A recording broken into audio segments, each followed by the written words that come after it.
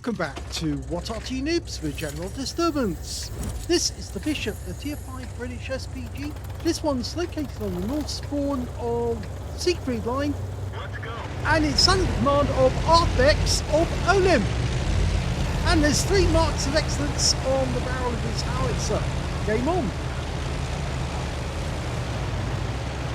Well, the Bishop actually cost me a Watley Waters yesterday.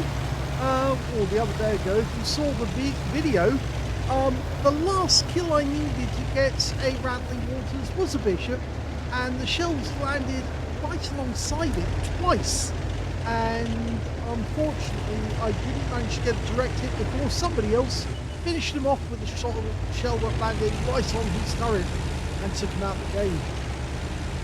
The Bishop was basically a stopgap in between the original RTs that they had, which were non-SPGs, so turbo RTs, and of course the good shot there.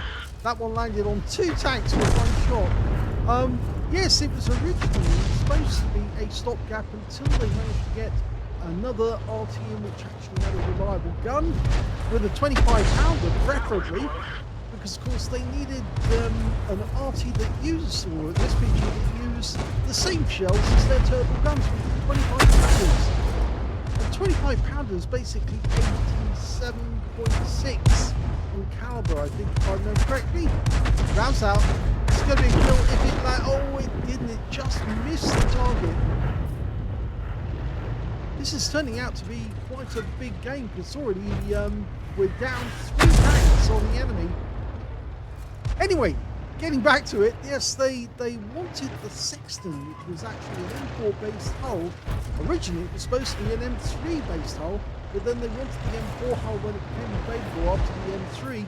And as soon as they had that hull available, then they produced the Sexton in Canada, in Montreal, and they used that instead, because they had a 25-pounder Spain armoured. Of course, the Americans had the M7. The M7 Priest, which had a 105mm main gun, but of course they didn't have 105mm shells in ready supply. Yeah, that's the kill shot. So the reason why they went to the Bishop was the Bishop did have a 25-pounder. This one has a 4.5-inch howitzer, which of course the Bishop's never had. The 4.5-inch is 114.5, or 114 points, yes it is 114.5 millimeters in caliber, and it's also capable of 450 alpha, and it will penetrate 28 millimeters again. Oh, he's just taken out the IKB. Very thin armour on IKBs, which makes them great targets. And that Churchill's coming forward, and that, oh, that Covenant is an easier target, but that was just too quick. He was moving too quickly. So we've managed to make up the numbers, and there's that Panzer IV Ausführung H again. He's hiding in that corner. He looked away there after he'd fired because he wanted to get a shot on the Churchill 3.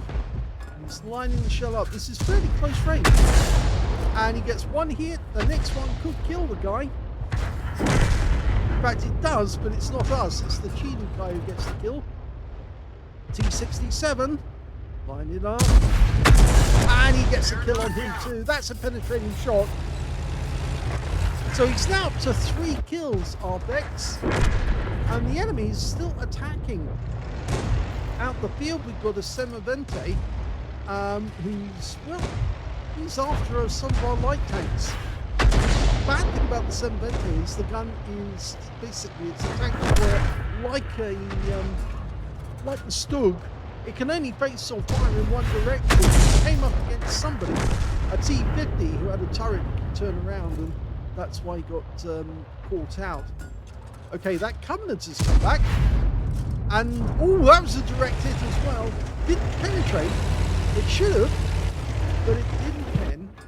Now the guy's probably still there, but he's going to shoot at something else. There's an M10 over here. Fires around it here. Oh!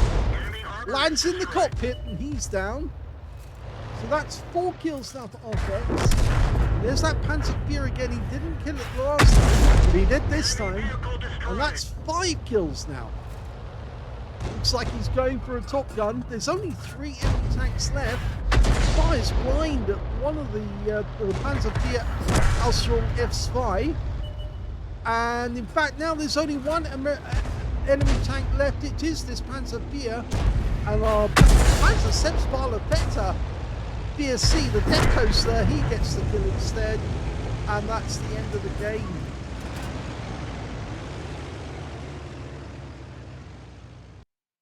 Here's the end of battle results, and that was an ace tanker game for Arvex of Olymp in the Bishop. He managed to get a fighter badge for getting at least 4 kills. He actually got 5, one short of getting that Top Gun on 1/3 of the enemy team.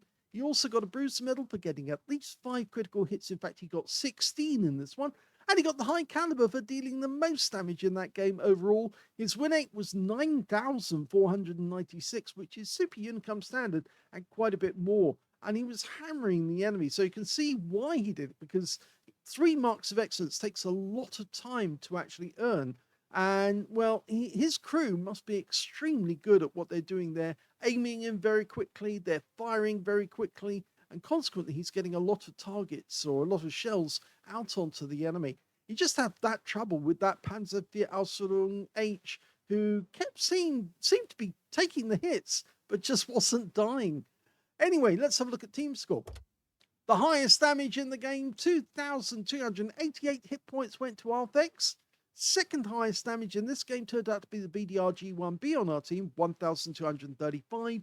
And the third highest damage, well, that was the enemy Bishop with 1,122. When it came to kills, the high scorer was Arvex again, 5 kills to him. 2 kills went to the BDRG-1B, the T50, the M10 RBFM, and on the enemy team, only that Semavente, who rather silly went out into the field where he could be out maneuvered by an enemy light tank who could just circle jerk him until he eventually expired. The Churchill 3 on the enemy team got 2 kills as well. And when it came to base XP, yep, it's Arvex again. He got 849, 770 went to the T50, and 735 went to the BDRG-1B. He fired 22 rounds, so he didn't get through half his ammo, because this thing actually does carry, well, actually, no, he did get through half. The ammunition capacity is only 39 rounds. 14 direct hits on the enemy, 3 penetrating shots, 14 splash, damage of 2,288, of which 1,383 were at more than 300 meters. Yet there were a few enemy tanks that he was firing at that were very close, and it's surprising that he wasn't seen, mainly I think because he had the bushes in his favor under these circumstances. If we look at the personal scores, just to see which ones he penetrated, the IKV-103 has very thin armor. If you ever see one of those in battle, then yes, you can penetrate those, no problem. The T67 also has very thin armor, and he penetrated that guy for 353. And I think he did penetrate, no, he didn't penetrate the Panzer IV. Okay, so I was wrong there. And who was the other one he penetrated? The M10? Yes, it landed in the cockpit, actually, that one. So it went straight through the vehicle as well. So yes, M10 RBFMs, T67s, and IKV-103s, very easy targets. Anyway, going back to the details, we can see damage 8 of the enemy, killed 5, so no chance of getting a Confederate. But on a free-to-play account, he actually made a loss of 1,646 credits. If he'd actually had a premium account, he would have made a profit of 10,281. He got 849 base XP, and that's all he took away on this occasion. So, yes, another ace on the Bishops. Not the first he's had them before, but it's a decent battle, actually, that one, showing how quick the performance of the Bishop can be in the right circumstances. Hope you enjoyed this quick battle. If you did, please give this video a like, do subscribe to our channel, leave a little comment down below because it feeds the algorithm, and thank you for watching.